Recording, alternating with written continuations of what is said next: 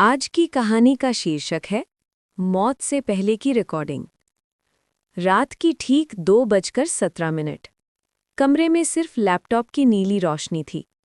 आरव की उंगलियां कांप रही थीं, लेकिन उसकी नज़र स्क्रीन से हट नहीं रही थी।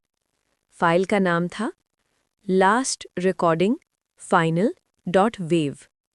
ये रिकॉर्डिंग उसे आज सुबह ही मिली थी, उसके दोस्त निखिल के फ़ोन से। और निखिल कल रात मर चुका था। निखिल एक शांत, समझदार और बेहद सतर्क इंसान था। आईटी सेक्टर में काम करता था, जिंदगी में कोई दुश्मन नहीं, कोई गलत आदत नहीं।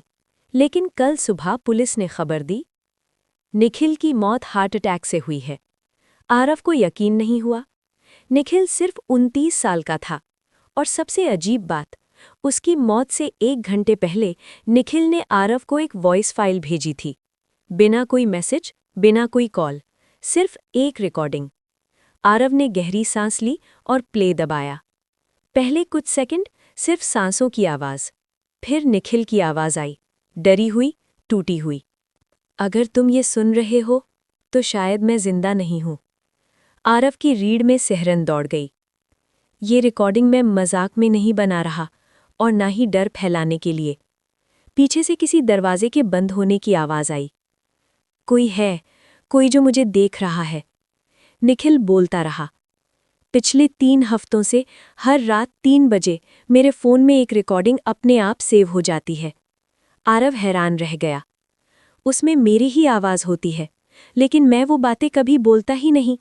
रिकॉर्डिंग में अचानक एक और आवाज़ आई, किसी के चलने की।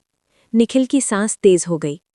मैंने सोचा था मैं पागल हो रहा हूँ, लेकिन आज मैंने उसे देख लिया। निखिल फुसफुसाने लगा। वो बिल्कुल मेरे जैसा दिखता है। आरव के हाथ से हेडफोन गिरते गिरते बचा। वही चेहरा, वही आवाज़, लेकिन आंखों में कुछ नहीं है। रिकॉर्डिंग में निखिल रोने लगा। वो हर रिकॉर्डिंग में कुछ सेकंड आगे की बातें बोलता है, जो बाद में सच हो जाती हैं। कुछ सेकंड की खामोशी, फिर निखिल सी आवाज़ कांपती हुई। और आज की रिकॉर्डिंग में उसने मेरी मौत की बात की है। अब रिकॉर्डिंग लगभग खत्म होने वाली थी। निखिल ने जल्दी जल्दी कहा, आरव, अगर मैं मर जाऊं तो मेरी मौत को प्राकृतिक मत मानना। पीछे से किसी के जोर से सांस लेने की आवाज़ आई। वो आ गया है, वो मुझे लेने आया है। अचानक एक दूसरी आवाज़, बिल्कुल निखिल जैसी, लेकिन ठंडी और बेरहम। रिकॉर्डिंग खत्म करो। एक तेज आवाज़, जैसे फ़ोन ज़मीन पर गिरा हो। और फिर साइलेंस।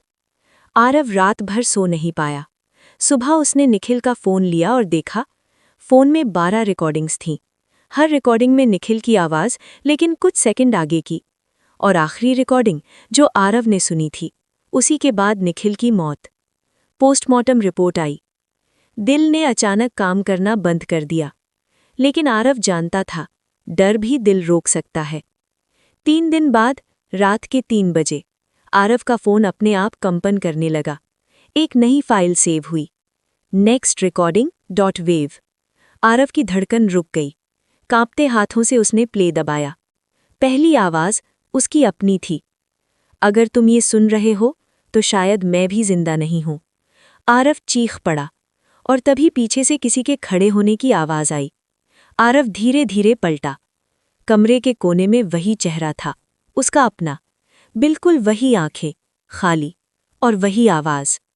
रिकॉर्डिंग तो बस याद दिलाने के लिए होती है, मौत तो पहले ही तय हो चुकी होती है। फ़ोन ज़मीन पर गिर गया, और अगले दिन अखबार में छपा, एक युवक की रहस्यमयी मौत, कारण दिल का दौरा।